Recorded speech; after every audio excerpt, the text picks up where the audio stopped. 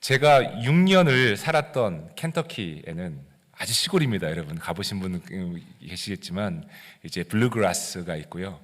말들이 이렇게 뛰어노는 아주 시골입니다. 그런데 제가 6년을 살았던 그 켄터키에는 에이브러함 링컨 대통령의 출생지를 기념하는 작은 기념관이 하나 있습니다. 링컨 대통령이 켄터키에서 태어났다고 하는 것을 모르시는 분들이 많이 계실 것 같습니다. 링컨 대통령은 켄터키에서 태어났고 켄터키에서 어린 시절을 보냈습니다. 후에 일리노이로 이제 이주를 해서 그곳에서 정치를 시작했습니다. 링컨 대통령의 기념관에는 특별한 것 하나가 유리관에 전시되어져 있는데 그것은 바로 링컨 대통령이 대통령 취임식 때 이나규레이션에 손을 얹고 선서를 냈던 성경입니다. 그 성경이 이렇게 유리관에 잘 보관되어져 있습니다. 아주 낡고 허름한 작은 성경입니다. 잠시 상상해 보았습니다. 링컨 대통령이 그 성경에 손을 얹고 대통령 선서를 할 때 어떤 심정이었을까 말입니다. 오른손을 들고 왼손을 성경 위에 얹고 하는 선서의 맨 마지막 문장은 이렇습니다. So help me God. 기대와 불안과 앞길에 대한 불확실성과 중요한 결정의 순간들을 기다리고 있는 대통령이라고 하는 자리를 맡으면서 성경에 손을 얹고 하나님께 도움을 구하는 것이 어떤 의미이겠습니까? 저는 여기에 우리의 신앙의 힘이 있다고 저는 믿습니다. 대통령과 같은 중요한 직책은 아닐지라도 매일 아침에 일어나 하루를 시작하는 평범한 일상 속에서도 우리는 매일 하나님 말씀 앞에 겸손히 서고 하나님께 도움을 구해야 합니다. 내 마음을 지켜달라고, 내 생각을 지켜달라고, 오늘도 하루를 살면서 하나님의 뜻에 맞는 결정을 하게 해달라고 말입니다. 매일 성경에 손을 얹고 선서하지는 않아도 하나님의 말씀인 성경을 늘 가까이 하며 말씀을 읽음으로 하나님의 도우심을 구하는 것은 당연한 신앙인의 삶이어야 합니다. 링컨 대통령이 성경에 손을 얹고 대통령 선서를 할 때 그 심정이 그러지 않았을까요? 정말 하나님께 도와달라고 말입니다. 내 마음과 내 생각을 지켜달라고 말이죠. 중요한 결정의 순간에 성경의 말씀을 기준으로 삼겠다고 하는 말입니다. 오늘 말씀의 제목은 마음속의 전쟁입니다. Battle in the mind. 우리가 가지고 있는 불안과 걱정과 염려와 초조함은 마음에서 비롯합니다. 우리가 착각하는 것이 있습니다. 이런 걱정과 염려와 불안이 외부에서 들어온다라고 생각합니다. 그렇지 않습니다. 착각이죠. 우리 마음에서 시작합니다. 미움과 다툼도 마음에서 시작합니다. 평정심을 유지하기 어려운 상황들이 우리 일상 가운데 일어난다고 하더라도 그것들이 불안과 염려와 다툼을 초래하는 것이 아니라 사실은 마음의 문제라고 하는 겁니다. 가벼운 일상의 일들 가운데 마음속에 전쟁이 일어납니다. 운전을 하다가도 전쟁이 일어나지 않습니까, 여러분? 그렇죠? 작은 것 하나지만 그 안에서도 마음속에 전쟁이 일어납니다. 화가 나고 짜증이 나고 실망이 일어나고 불안과 걱정이 엄습을 합니다. 어떻게 해야 할까요? 성경은 우리에게 마음의 문제에 대해서 무엇을 말씀하고 있습니까? 우리는 잠언 4장의 말씀을 읽었습니다. 오늘 본문 말씀의 핵심은 마음을 지키라라고 하는 겁니다. 본문 말씀인 잠언 4장 23절은 이렇게 말하고 있습니다. 그 무엇보다도 너는 내 마음을 지켜라. 그 마음이 바로 생명의 근원이기 때문이다. 여러분 무엇을 지키라고요? 마음. 예. 돈을 지키라는 것이 아닙니다. 그렇죠? 마음을 지키라라고 하는 겁니다. 성경은 우리에게 우리의 마음을 지키라고 말씀하고 있습니다. 본문에서 쓰인 마음은 히브리어로 레바브라고 하는 단어인데 이 말은 inner being, 즉 속사람이라고 볼 수가 있습니다. 마음은 인간의 중심이며 내면의 깊은 부분을 의미합니다. 마음을 지킨다고 하는 것은 이러한 우리 안에 있는 중심, 즉 속사람을 지키는 것이라고 해석할 수 있습니다. 지킨다라고 하는 말은 잘 돌본다, 잘 가꾼다라고 하는 말과 같습니다. 즉 마음을 지켜라는 말씀은 내 안에 있는 속사람, 내면의 깊은 곳을 잘 돌보라, 잘 가꾸어라로 해석할 수가 있습니다. 속사람, 즉 내면에 있는 자아는 겉사람과는 다를 수 있습니다. 즉 겉모습이 내 내면의 마음을 다 보여주고 있는 것은 아닙니다. 저는 겉으로는 보기 괜찮습니다. 그렇지 않습니까, 여러분? 그렇게 막 동의를 안 하시면은 살짝 제가 좀 또 마음의 전쟁이 일어납니다. 또 동의 안 해주시면요. 겉으로 이 정도면 여러분 괜찮지 않습니까? 거울을 봐도 그냥 괜찮은 것 같습니다. 인물도 이만하면 됐고, 저희 어머니 아버지가 아주 저 잘생겼다고 항상 그러십니다. 부모님이시니까 그러시겠죠. 예. 성격도 그리 못나 보이지는 않습니다. 겉보기에는 이 정도면 나쁘지 않습니다. 아니, 우리 모두 다 그렇지 않습니까? 그렇죠? 우리 모두 다. 그런데 저의 겉사람이 저의 속을 다 보여주고 있지 못합니다. 제 속사람은 어떻겠습니까? 그리 훌륭하지 못할 수도 있습니다. 겉으로 보기엔 멀쩡해 보여도 속사람은 그리 멀쩡하지 않을 수 있습니다. 10길 물속은 알아도 한 길 사람 속은 모른다고 하는 속담이 영 틀린 말은 아닌 것 같습니다. 예수님은 겉과 속이 다른 사람을 가리켜 무엇이라 하셨을까요? 마태복음 23장 7절을 보면 주님께서 이렇게 말씀하시는 장면이 나옵니다.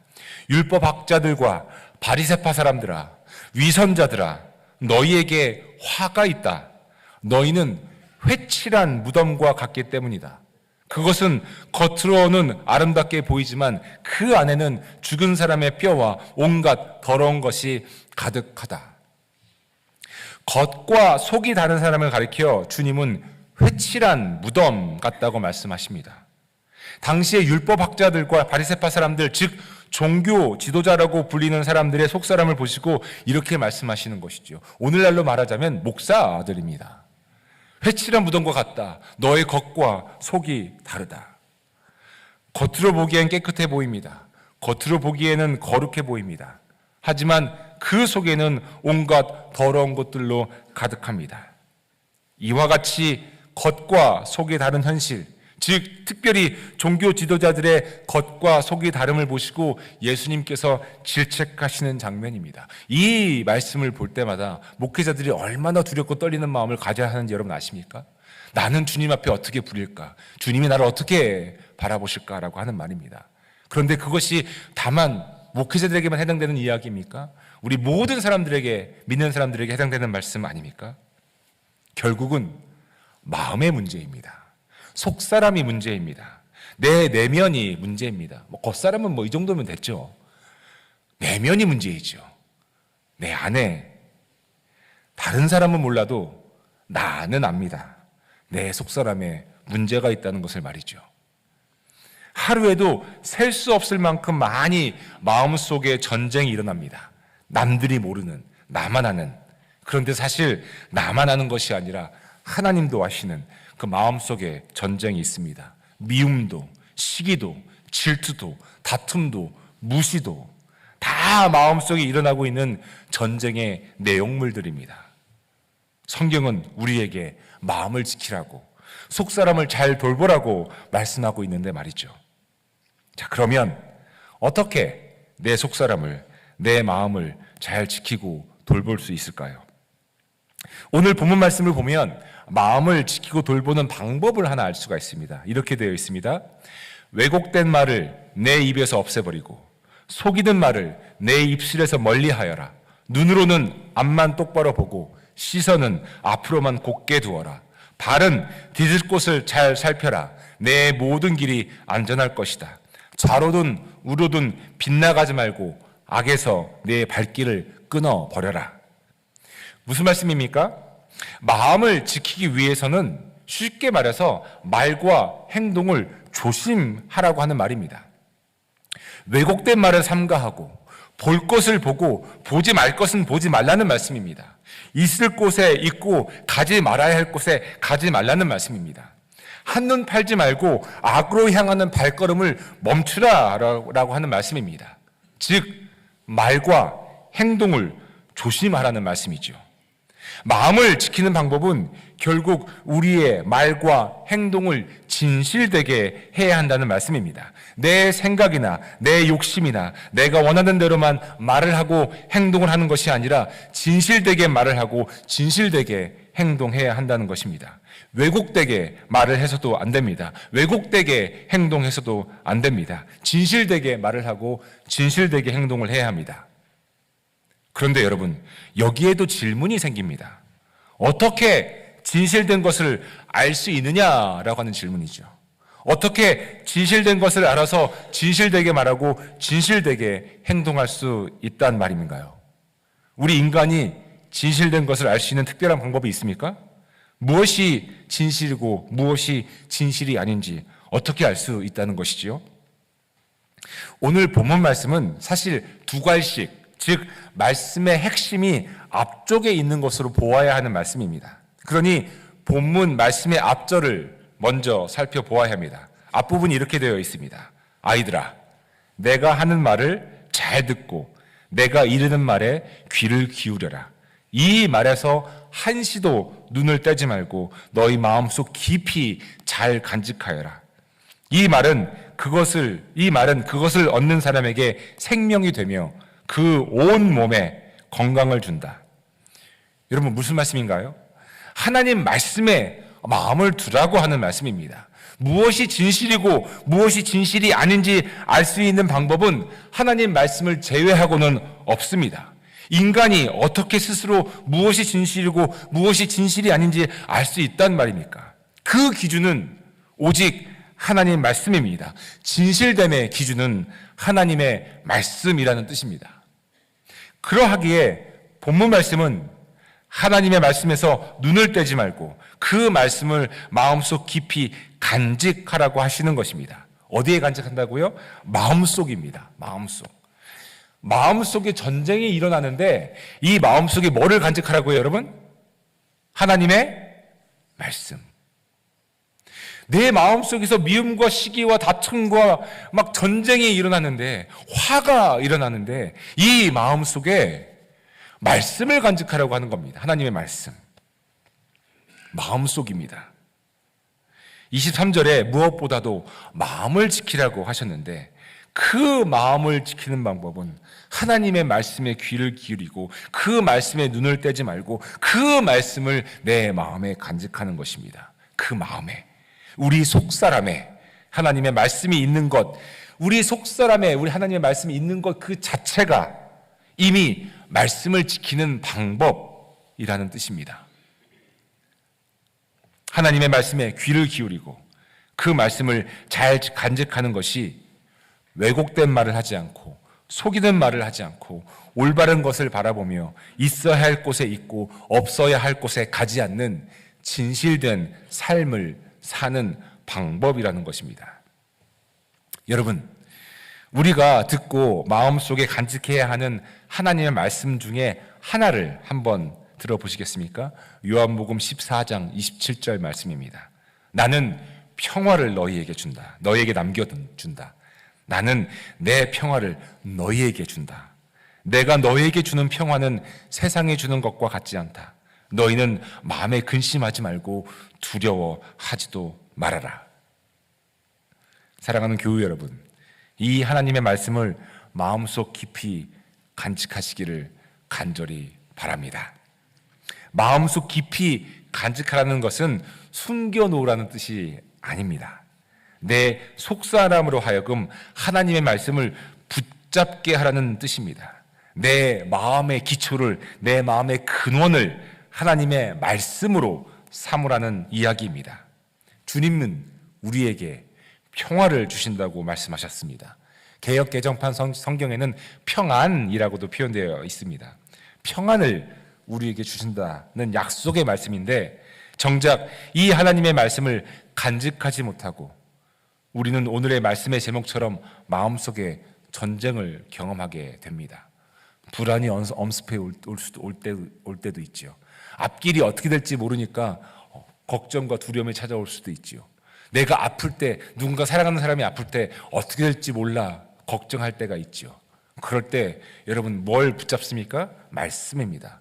평화를 내가 너에게 준다. 세상이 알 수 없는 평화를 너에게 준다. 너희는 마음에 근심하지 말고 두려워하지도 말아라.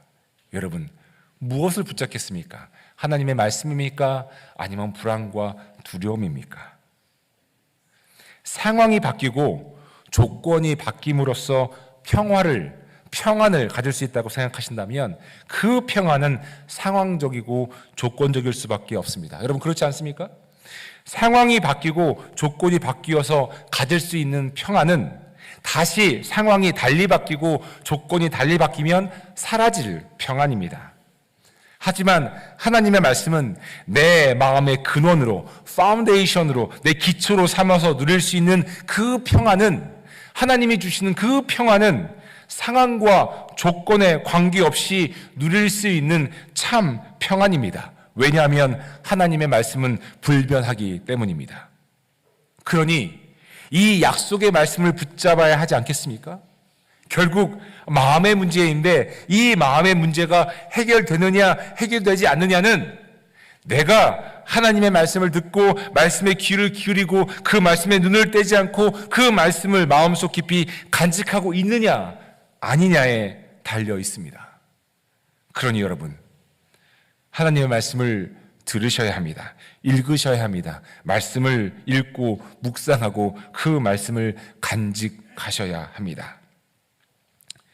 우리 교회에서 사순절 기간 동안에 마가복음과 누가복음으로 말씀 묵상 일기를 하려고 하는 이유도 여기에 있습니다. 우리가 좋은 신앙 서적을 읽음으로 성경에 대한 이해, 믿음에 대한 이해, 신앙생활에 대한 이해와 지식은 높일 수는 있습니다. 따라서 신앙 서적을 정기적으로 읽는 것은 내 신앙생활에 도움이 됩니다. 하지만 그보다 더 중요한 것은 우리가 하나님의 말씀인 성경 말씀을 읽고 묵상하고 마음에 간직하는 것입니다. 신앙 서적은 about에 관한 책입니다. 믿음에 관한 책, about the faith, about God, about our spiritual life. 이런 신앙 서적은 about에 관한 이야기지만 성경은 about이 아니라 믿음 그 자체이며 하나님의 말씀 그 자체입니다. 하나님의 말씀을 읽고 묵상하고 마음속에 간직하는 것, 이것이 내 속사람을 다스리고 잘 지키는 유일한 방법입니다. 마음을 지키는 것은 오직 하나님의 말씀으로만 가능합니다. 따라서 우리는 성경을 읽고 묵상하고 우리 마음의 기초로 삼아야 합니다. 아멘이십니까? 하나님의 말씀을 읽고 묵상하고 내 마음에 간직함으로 어떤 일이 일어나는지 한번 살펴보겠습니다. 하나님의 말씀이 내 마음에 들어오면 놀라운 일이 일어나는데 그것은 바로 회개가 일어난다는 것입니다. 많은 분들이 회개에 대해 오해를 갖고 계시는 경우를 종종 보게 됩니다. 회개를 나의 죄를 고백하고 하나님 앞에 잘못했다고 빌고 제발 용서해달라고 하는 것만으로 이해하는 것은 회개의 의미를 매우 국한적으로 보는 것입니다. 회개는 그런 자기 부정, 자기 비판, 자아 비판이 아닙니다. 회개를 헬라어 원어로 보면 메타노이아라고 합니다. 여기에서 메타라고 하는 뜻은 change라는 뜻이고요. 노이아는 mind, thought, 즉 마음과 생각이라는 뜻입니다. 회개의 의미는 마음을 바꾼다라고 하는 뜻입니다. 생각을 바꾼다라고 하는 것이죠. 따라서 회개하라라고 하는 뜻은 마음을 바꾸어라, 생각을 바꾸어라라고 하는 뜻이 됩니다. 말씀을 읽을 때 이런 회개가 일어난다고 하는 것입니다. 하나님 말씀을 읽고 그 말씀을 묵상하고 그리고 그 말씀을 내 마음에 새기면 내 생각이 바뀌고 내 마음이 바뀌게 된다는 것이죠. 어떻게 바뀌나요? 하나님의 마음으로 말입니다. 하나님의 생각으로 말입니다. 미움이 사랑으로, 다툼이 용서로, 질투가 격려로 바뀝니다. 그런 회개의 은혜가 일어납니다. 말씀의 능력이 그렇다는 것입니다. 말씀은 우리에게 회개의 은혜를 가져다 줍니다. 말씀은 우리에게 하나님의 생각을 품게 합니다. 그것이 말씀의 능력이고 그것이 말씀의 은혜입니다. 만약 아직 이러한 말씀의 은혜, 말씀의 능력을 경험하지 못하셨다면 성경 말씀을 읽으시면 됩니다. 말씀을 읽고 묵상하고 마음에 새기시면 됩니다. 이번 사순절 기간에 우리 교회에서 하려고 하는 말씀 묵상 일기가 이런 목적입니다. 말씀 묵상을 통해, 말씀 기도를 통해 하나님의 말씀을 마음에 새기자고 하는 것입니다. 한번 말씀의 은혜에 푹 빠져보자고 하는 것입니다. 한번 말씀의 능력을 경험해보자고 하는 것입니다. 나의 생각이 바뀌고 나의 마음이 바뀌고, 그래서 하나님의 생각과 하나님의 마음에 푹 빠져보는 경험이 말씀 묵상 일기를 통해 분명히 우리에게 일어날 것입니다. 하나님의 말씀을 읽고 묵상하고 그것을 마음에 새기는 것으로 얻는 또 다른 유익이 있습니다. 그것은 겉사람은 약해지나 속사람은 날마다 새로워지는 것입니다. 이것을 안 사람이 여러분 사도 바울 아닙니까? 사도 바울은 이렇게 이야기합니다. 그러므로 우리가 낙심하지 아니하노니 우리의 겉사람은 낡아지나 우리의 속사람은 날로 새로워지도다. 아멘. 하나님의 말씀이 없을 때에는 마음이 문제였습니다. 하지만 이제 하나님의 말씀을 읽고 묵상하고 그 말씀을 내 마음에 새기는 것으로 내 속사람, 즉 마음이 날마다 새로워지는 경험을 하게 됩니다. 겉사람은 세월이 지나면서 낡아지지만 속사람은 날마다 새로워집니다. 하나님 말씀으로 말입니다. 제 사무실에 교회 앨범 하나가 이렇게 있습니다. 보통 우리 교회 역사실에 있을 법한 앨범인데 어떻게 제 사무실에 있는지 모르겠습니다. 지난주에 그 앨범을 이렇게 펼쳐보았습니다. 그 앨범에는 사진들이 가득합니다. 옛날에 우리 교회가 수양회를 가서 찍은 사진들로 보입니다. 여러 교우 여러분들의 사진들이 있습니다. 아마도 20년은 좋게 되어 보이는 사진들입니다. 보면서 여러분들 거기에 있는 분들 많이 계십니다. 많이 본 분인데 누구시지? 20년 전을 이렇게 보니까 와, 이때는 이분도 이렇게 젊으셨네 하고 생각되는 분들이 많이 있었습니다. 20년이 지난 지금 사진 속의 인물들은 많이 달라지셨습니다. 겉사람 말입니다. 그런데 우리의 속사람은 어떻습니까? 우리의 겉사람은 조금씩 낡아집니다. 몇 년 전 사진만 보아도 그렇습니다. 하지만 우리 속사람은 날마다 새로워질 수 있습니다. 그것은 하나님의 말씀을 통해서입니다. 우리 겉은 낡아지고 약해지지만 우리 속은, 우리의 마음은 날마다 새로워집니다. 이것은 신앙생활을 오래 한다고 해서 저절로 되는 것이 아닙니다. 교회를 오래 다녔다고 해서 자동적으로 되는 것도 아닙니다. 하나님 말씀에 귀를 기울이고 읽고 하나님 말씀을 마음에 새김으로 그렇게 된다고 하는 것이지요. 아무리 오래 교회를 다녔어도 스스로 성경을 읽지 않고 스스로 성경을 묵상하지 않으면 이런 일이 일어나지 않습니다. 하나님의 말씀은 살아있는 말씀입니다. 죽은 말씀이 아닙니다. 히브리서 4장 12절의 말씀입니다. 하나님의 말씀은 살아있고 활력이 있어 좌우에 날선 어떤 검보다도 예리하여 혼과 영과 및 관절과 골수를 찔러 쪼개기까지 하며 또 마음의 생각과 뜻을 판단하나니. 살아있는 하나님의 말씀이 우리 마음에 들어오는데 당연히 우리 마음이 새로워지지 않겠습니까? 우리 속사람이 날마다 새로워지지 않겠습니까? 사랑하는 교회 여러분, 마음속의 전쟁을 다스릴 수 있는 유일한 방법은 하나님 말씀입니다. 하루에도 수십 번, 수백 번 마음속에서 전쟁이 일어날 수 있습니다. 하루에도 수백 번 걱정과 염려와 근심과 낙심과 절망이 찾아올 수 있습니다. 마음속에 전쟁이 일어납니다.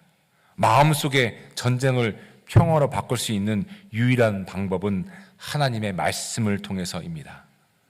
우리 스스로의 선택으로 마음속의 전쟁을 평안과 평화로 바꿀 수는 없습니다. 우리 마음이 바뀌어야 합니다. 우리 생각이 바뀌어야 합니다. 메타노이아, 회개가 일어나야 합니다. 이것은 오직 하나님의 말씀으로만 가능합니다. 하나님의 말씀이 우리 안에 들어올 때 우리의 마음과 생각을 쪼개고도 남음이 있는 살아있는 하나님의 말씀이 우리를 변화시킵니다. 이것이 속사람이 날마다 새로워지는 은혜입니다. 교회도 마찬가지입니다. 사역을 하다 보면 간혹 가다가 교우분들이 찾아오십니다. 이렇게 말씀하십니다. 이거는 정말 긴급한 일이라고, 이건 정말 급박한 일이라고, 이거 빨리 해결해야 될 일이라고 이렇게 말씀하시는 분들이 간혹 가다 계십니다. 그런데 그거 아십니까? 교회 내에서는 그렇게 긴박하고 아주 급한 일이 교회 사역에서는 사실은 없습니다. 뭐가 가장 중요하고 뭐가 가장 긴박한지 아십니까? 뭔지 아십니까, 여러분? 하나님의 말씀을 펴는 것이 가장 긴박한 일입니다.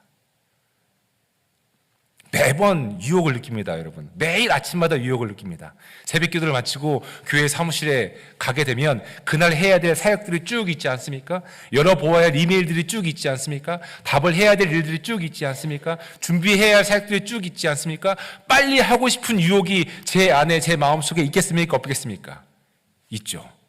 그럴 때마다 다시 한번 되새기는 것이 교회 내에서 긴박한 일은 없다. 가장 긴박한 일은 내가 지금 여기에서 주님 말씀을 펴는 것이다. 여러분, 매일 유혹입니다.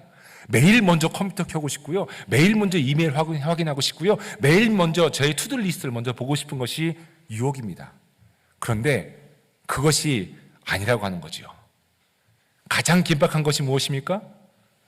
하나님 말씀을 펴는 것. 하나님 말씀을 읽는 것. 읽음으로 내 생각이 바뀌고 내 마음이 바뀌기를 원하는 것, 회개의 은혜가 내 안에 일어나기를 원하는 것. 여러분, 이것이 신앙생활에서 가장 긴박한 일입니다. 이거 빼놓고 무엇이 더 긴박하겠습니까, 여러분?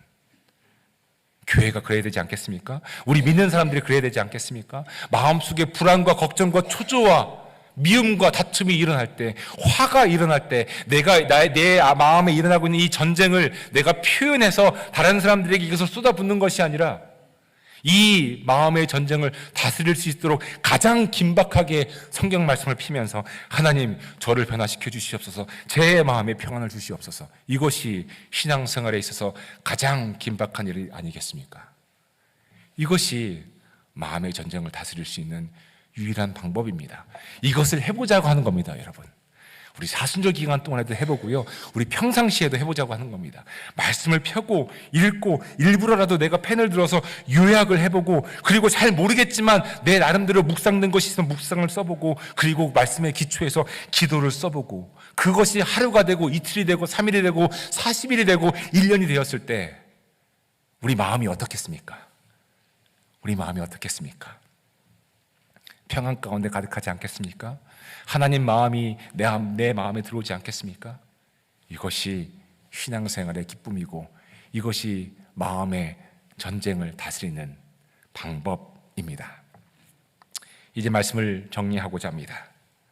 그 무엇보다 너는 내 마음을 지키라 말씀하신 주님, 우리 마음을 지킬 수 있는 방법은 하나님 말씀을 듣고 읽고 묵상하고 마음에 새기는 것입니다. 저는 저와 여러분, 우리 모두가 하나님의 말씀으로 우리의 마음을 지키기를 소망합니다. 살아있는 하나님의 말씀을 통해 우리의 생각과 마음이 변화되는 진정한 회개를 경험하게 되기를 간절히 바랍니다. 그러기 위해서는 말씀을 읽으셔야 합니다. 마음에 새기셔야 합니다. 우리의 겉사람은 약해질지라도 우리의 속사람, 우리의 마음은 날마다 새로워질 것입니다. 하나님의 말씀은 은혜이며 능력입니다. 마음속의 전쟁이 평화로 바뀔 것입니다. 미국 대통령이 성경책에 손을 얹고 간구하는 마지막 선서의 문장, So help me God.